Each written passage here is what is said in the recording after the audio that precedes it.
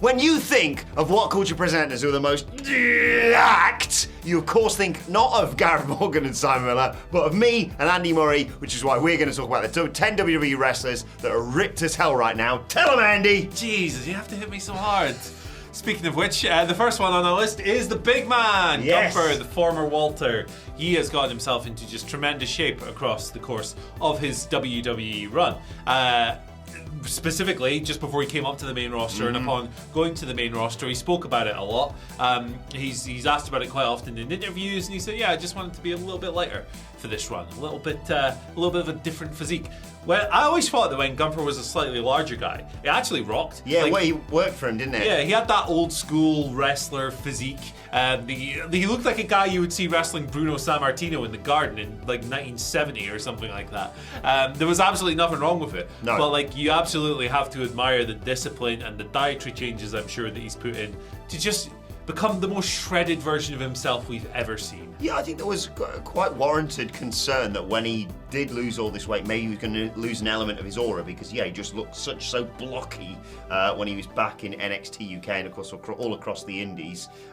He was such a man mountain. A mountain. Yeah. Whereas now, yeah, he looks incredible. He's lost nothing. And almost now you think, wow, he's now even more jacked for those horrific chops that he throws at people. Yeah, this is it. He's just an awesome pro wrestler. He has been since day one. He's lost nothing of that aura. And he's happier, he's healthier, yeah. He looks incredible. Like, can we say enough nice things about this guy? I don't think we can. He's the man I've got on my fridge to try and inspire me to look like that by 2020. Right, let's move on to entry number 9, and that is Dexter Lumis, who was in a crap shape, let's be honest, a few years ago. No, look, he's never not been jacked.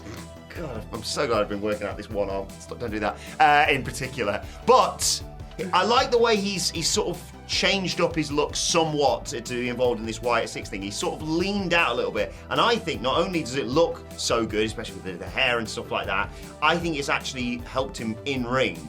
Because when he was the size that he was before, he was very sort of static. And yes, he was doing the sort of, oh, I'm a group of guy, I'm walking on my fist sort of thing. But it never translated to a good match. Whereas now, he's one of the best wrestlers, in my opinion, in the Wyatt 6. And that's a group that includes Eric Rowan, let's not forget. And I'm a big fan of Joe Gacy as well, I should mention that. But I just think it really complements his style now with this new group. And yeah, not that he never needed to change his look whatsoever. He was always going to look a million times better than me and Andy on our best day. Yeah. But I think it really has helped him with his transformation. He looks unbelievable. I think it was when that photo of him, I think he was like hanging out in the pool area at his villa or whatever, and he's standing there and he's got the long hair now and the facial hair. He does look like a completely different person because of the hair and everything else as well. But yeah, he's just leaned out, hasn't he? He's gone from that big bulky dude to a shredded guy. All go, no show. All go, no show. All hustle, no bustle. And plenty of muscle. There you go. Is that not out right? And if he had a paper bag, he'd make sure it made it rustle. Boom. So. They are. Unbelievable transformation. He's another guy who'd been away from WWE TV for a bit, and then he came back and he looked incredible. So, hell yeah. Jesus. Jacked. Right, I have next AJ Styles. Look at this man. How old are you? He looks like the bloody Liver King, Jesus. But yeah, he's a fascinating one because, again, another guy who went away for a while and came back, shredded and bulked up and everything else. He looks like AJ Styles looks like a bunch of steaks sellotaped together. He looks unbelievable at this stage in his career. He didn't have to, did he? Yeah, at this stage in his career where he's always been an in-shape guy, but he's never been a muscle guy or anything like that. Now he's insane. He's insane. I think it's arguably why he got that title feud with Kobe. Yeah, absolutely. It must be all the work he's been putting in, traipsing across the flat earth. I think that's probably carrying his console whilst he did it. Yeah, jokes aside. Man, was he late 40s? Something like AJ that, yeah. Styles, and to be able to get into this kind of shape. Did he cut a promo a while back for the Cody feud, getting into like an ice bath or something? I was like, the commitment to that. If my heating isn't working, guess there's no showers in the Wilbur house, so Yeah. I'm not let alone getting in a bloody ice bath. We've got a shower upstairs in this office. Just use that. It's fine. Oh boy. I don't know if it's been used since we moved in. No. Actually, it's probably full of insects. A different entry now for entry number 7, though, Andy. We're talking about Jacob Fatu, one of the best recent WWE debuts ever.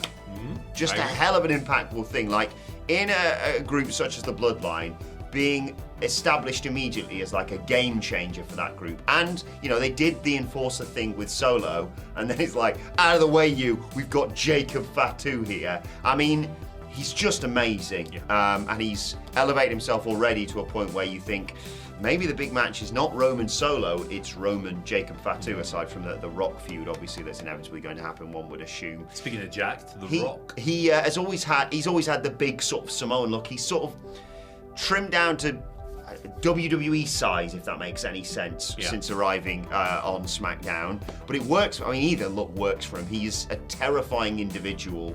But yeah, you've had a mixture of people. You think of like your Umagas back in the day, who was just brute size. Whereas you compare him to someone else we're going to get to in the Bloodline in a short while, and they're sort of lean down, just real grit and muscle and what have you. Yeah. But my God, Jacob Fatu is someone you cannot take your eyes off. Yeah, he's leaned out a fair bit, actually. I remember watching a match of his, was it for New Japan, maybe, in the US, not too long before he signed with WWE.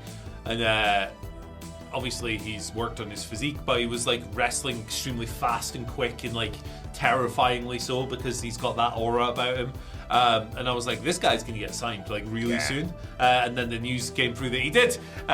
So he is a scary dude, like performance-wise, and he's awesome. Like He's got such a lovely guy. I saw an interview with him and Denise Salcedo, and him talking about his kids, and I was like, oh, you're really nice. I'd never cross you, but you're really nice. He got like 7 daughters or something something like that. Yeah, like, so shout out to Jacob Fatu. I've really enjoyed him in WWE. He's a scary dude, and I agree the money match is him and Roman. It's not Roman and Solo. Yeah, for sure. Future world champion for me. Absolutely. Speaking of guys who maybe have the talent to be a world champion, boom, there he is. Oh! Chadwick Gable himself. He has always been just a little packed beefcake, hasn't he? Never been the tallest guy in the world, hence that awful shorty G gimmick. But it shouldn't matter because everything else about him is absolutely fantastic. He is insanely charismatic. He's always had that goofy kind of charisma about him. And he's always been a very good pro wrestler, leaning on his amateur and collegiate experience.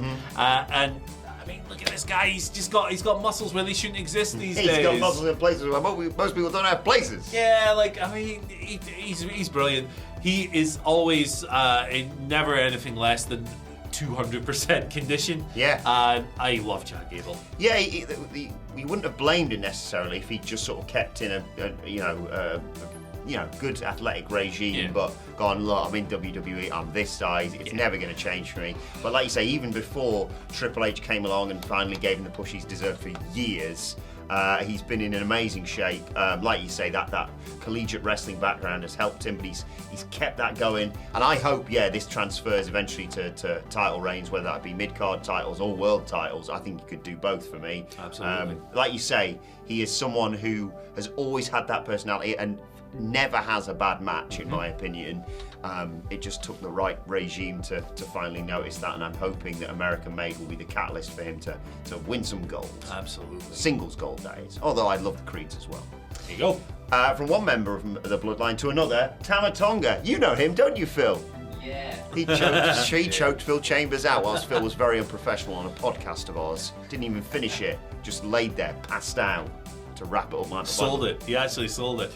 Tama Tonga, sometimes a lovely man to us, but most of the time terrifying and chasing us out of the Bullet Club block party. And understandably, we want to run away from him because he's in incredible shape. I mean, he's not just joined WWE and got in incredible shape. He's been that from the time of Guerrillas of Destiny in New Japan. But I think, and Sidge, when writing about him, made a very interesting point as well. Sometimes when he's in New Japan, he'd wrestle with a shirt on, which is absolutely fine. Yeah. But now, every opportunity, shirt's coming off, baby. Yeah. Understandable why. He has got 8 packs out the ass, and he looks amazing. And I'm not going to say anything else bad about him in case he does to me what he did to Phil. Yeah, he might pop up from behind the table thing, Yeah. whatever you call that. I don't know.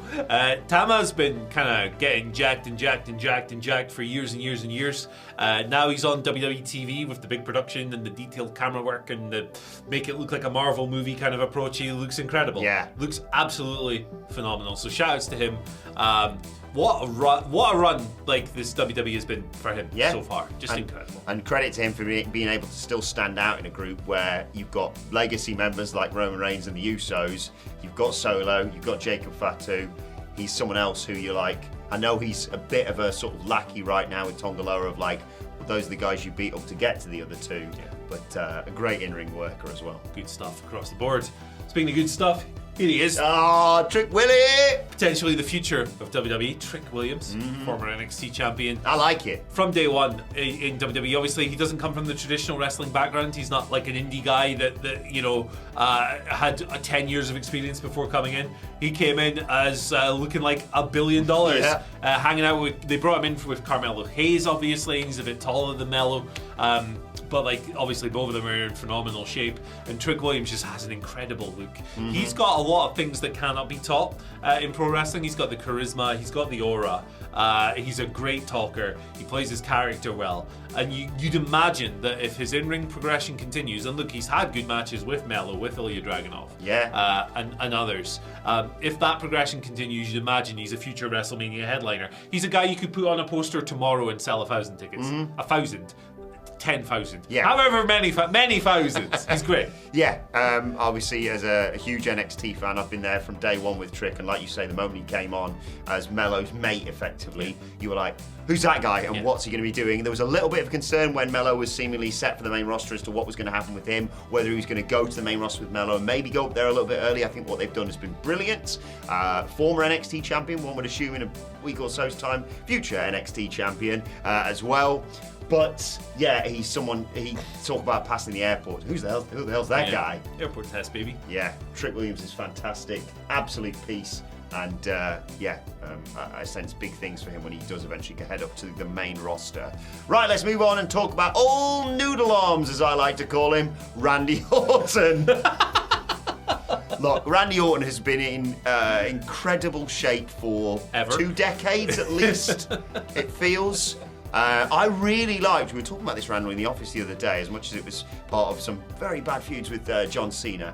I really liked Snake Randy Orton when he had the shaved head and he was incredibly lean. He had all that definition, but he also would do that thing where he'd pose on the turnbuckles and the lights would sort of be covered, his eyes would be covered by the shadow, and then the flash bulbs would go off. Ugh, creepy dude. Creepy guy. But now, Jesus Christ. He's huge. He's a big boy. He's what, 300 pounds? Something like that? It speaks volumes that you can come in, as part of that War Games thing on a night where CM Punk returns to Survivor Series and people don't just go, enough of talking about him, let's talk just about CM Punk. He came back, me and Hamlet were doing the live stream, and I distinctly remember going, look at the size of his arms! What's he been doing? Yeah. Lifting a truck back home or something. Yeah, he looks really good. I really enjoyed his run in WWE for the past few years, which is not something I could have said for the past decade, if I'm perfectly honest. And I think this new look complements that. It's going to be even more impactful when one would assume he turns heel to go against Cody Rhodes. Yeah, he's another person like AJ who's in you'd imagine the later stages of his career, and has just decided to become a massive jacked dude. Not that he wasn't jacked earlier in his career, but he's massive. Yeah, 300 odd pounds, he said, something like that these days. I love it. Yeah, when they were doing his ring introduction, they were like 200 and something pounds. He's like, "You sure about that? I've been eating good." yeah, lots of protein for old Randall Keith Orton. The size of them arms! He's an absolute giant. You forget how he's a tall guy as well. Yeah. Like you forget how big Randy Orton really is because WWE has a lot of tall dudes, but incredible shape. Anyway, next it's Jade Cargill. I was hoping her name was going to pop up. Oh, you gotta put Jade Cargill on a list of people who are jacked, man. Like she's been jacked from day one. Day she first walked into AEW confronting Cody Rhodes, jacked. Today, jacked. Every day in between those, jacked. Before that, probably jacked as well. Yeah. Jade is she's got that incredible presence and aura about her again as well. And it's all about harnessing that, and they've done a decent job with it in WWE for sure. I think that the Bianca story is really solid and will give her a platform to build on. But at the same time, like, they've told you from day one that she is special. The way they shoot her, the entrance with the lights and everything else blacking out, and then the music is quite similar to her AEW one, which is good because that was really good. Yes. So hey, just do a new version of it in your style. It's totally fine.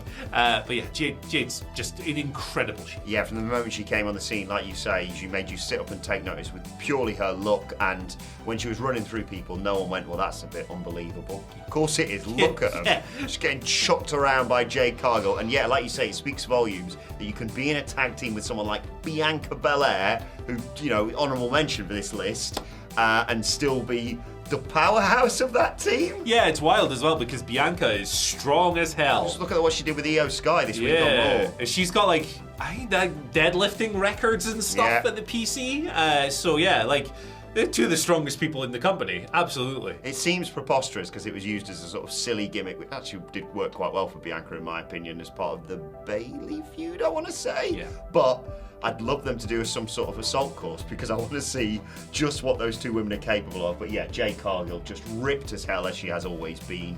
And I'm hoping, for this eventually, unfortunately, to end in a match between Bianca and Jade, which would just be all kinds of awesome. Fantastic. Speaking of which, number one. Whoop. Rhea Ripley, my word. I think she herself has admitted that when she came in, she was, you know, a bit of a like girl next door vibe, and it, you know, somewhat worked for her, but she couldn't really find what she was within WWE.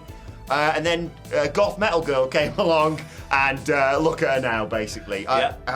Sidgwick, when he was talking about her, has a nice phrase. He calls her a metal wrestler, because that's what it is now, isn't it? She's not just got the sort of the black hair and the makeup and what have you, and the outfits and what have you. She looks and wrestles in a sort of metal style. She chucks people around, she takes no prisoners, and not that anyone would sort of sandbag her, but if she ever has any trouble with like hitting someone with a riptide, she just brute force. Well, up you go. You're going up anyway. Yeah, I'm stronger than you. She's had so many imagery inventions throughout her career. Yeah, when she came in, was it the first Mae Young Classic she was in? I think so, yeah. And she had the blonde hair, she was all smiles, she had the red gear.